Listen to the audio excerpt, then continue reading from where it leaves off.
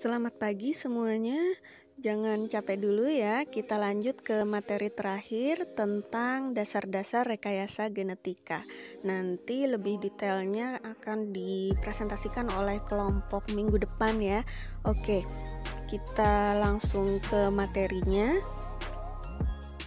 Ada yang pernah dengar tumbuhan yang namanya pomato? Ini istilahnya terdengar sedikit aneh ya. Mungkin kita bertanya-tanya, apa itu? Tomat atau kentang? Mungkin kalau bahasa Indonesianya itu ini ya, tomat tambah kentang itu tomatang ya, lebih aneh lagi malah.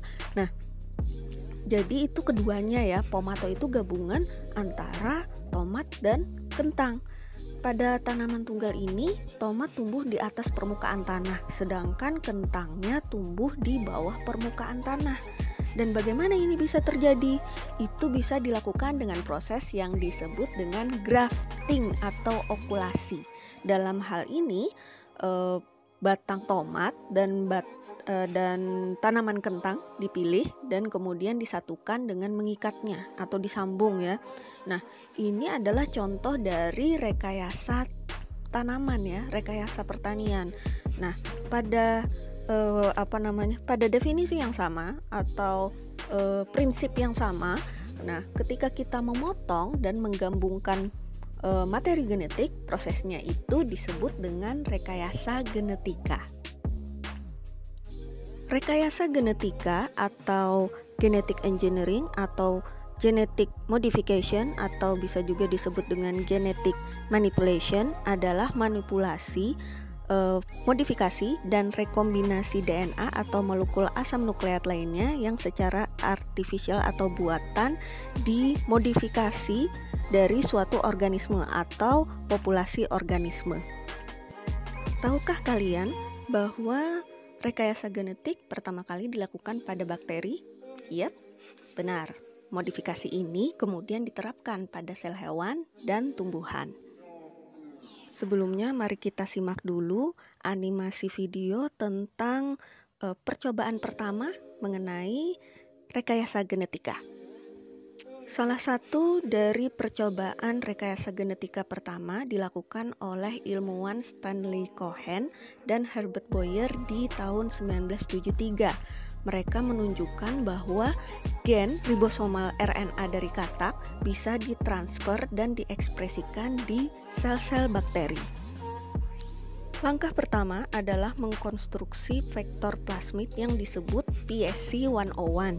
Vektor yang terkonstruksi ini mengandung satu sisi penempelan untuk enzim restriksi endonuklease yaitu EcoR1 dan sebuah gen yang resisten atau tahan terhadap antibiotik tetrasiklin. Masih ingat mengenai materi mikrobiologi tahun lalu tentang transfer genetik antar bakteri melalui konjugasi. Nah, ada peran plasmid kan di sana. Nah, plasmid ini adalah cincin kecil DNA yang sebenarnya bukan bagian dari kromosom bakteri yang merupakan gudang utama informasi genetik mereka. Meskipun demikian, plasmid ini mampu mengarahkan sintesis protein dan seperti DNA kromosom, mereka diproduksi dan diteruskan ke generasi berikutnya. Kita lanjut ke animasi tadi.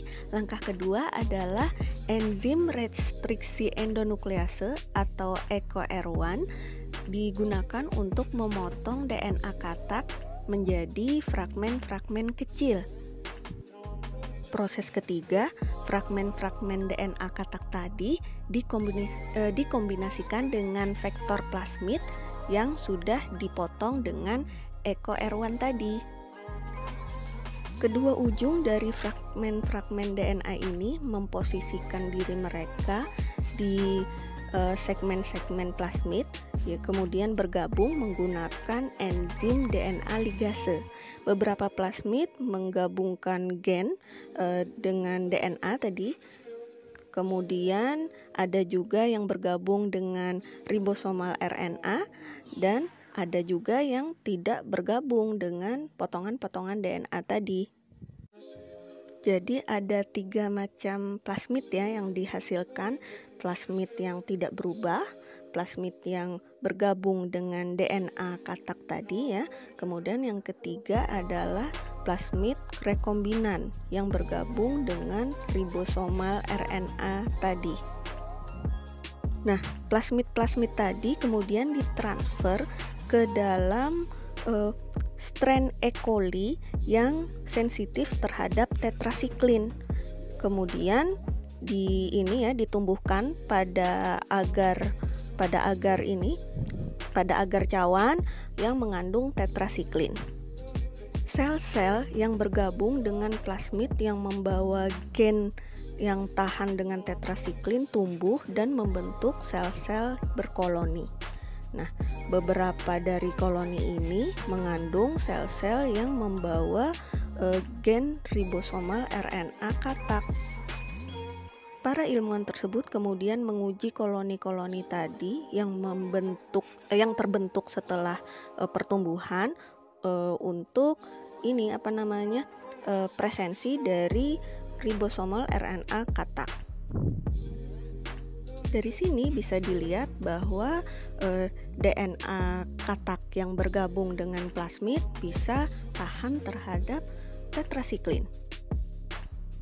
Rekayasa genetik dapat dilakukan baik dengan menambahkan sesuatu yang baru pada materi genetik yang sudah ada maupun dengan menghapus sesuatu dari materi genetik yang sudah ada. DNA yang diperoleh setelah dimodifikasi ini dikenal sebagai DNA rekombinan. Nah, secara teknis, rekayasa genetika dapat dilakukan dengan berbagai cara. DNA rekombinan inilah salah satu cara untuk mengejarnya. Terkait DNA rekombinan, lebih detailnya akan dipresentasikan oleh kelompok minggu depan ya. Nah, kemudian ketika rekayasa genetika diterapkan untuk memodifikasi organisme, nah organisme ini dikenal sebagai genetically modified organism atau organisme hasil rekayasa genetika. Dan organisme apa yang dapat dimodifikasi dengan teknik ini? Hampir semua organisme hidup dapat dimodifikasi dengan bantuan rekayasa genetika. Rekayasa genetika pada organisme dapat menghasilkan produk-produk yang bermanfaat. Sebagai contoh, tumbuhan atau tanaman ya. Dengan bantuan rekayasa genetika, kita dapat menghasilkan tanaman yang kuat, kemudian varietas yang tahan hama, dan juga varietas unggul dari banyak tanaman. Ada cara lain melakukan rekayasa genetika selain melakukan GMO, yaitu dengan membuat salinan materi genetik yang disebut juga dengan cloning gen. Dengan kata sederhana, cloning gen dapat didefinisikan sebagai proses membuat duplikat materi genetik secara tepat atau sama persis. Tetapi, mengapa kita membutuhkan duplikat dari materi genetik? Mari kita ambil contoh sederhana ya untuk memahami konsep ini. Bayangkan ada produk baru yang diluncurkan oleh sebuah perusahaan di pasar. Kita ambil handphone Apple ini misalnya. Nah, ini memiliki beberapa fitur yang sangat keren dan menakjubkan yang akan sangat berguna bagi semuanya. Sekarang, apakah baik-baik saja jika perusahaan hanya memproduksi satu buah Apple? Tentu saja tidak. Akan ada begitu banyak orang yang ingin membelinya karena akan ada beberapa salinan dari produk yang sama yang diproduksi dalam skala besar untuk memenuhi permintaan.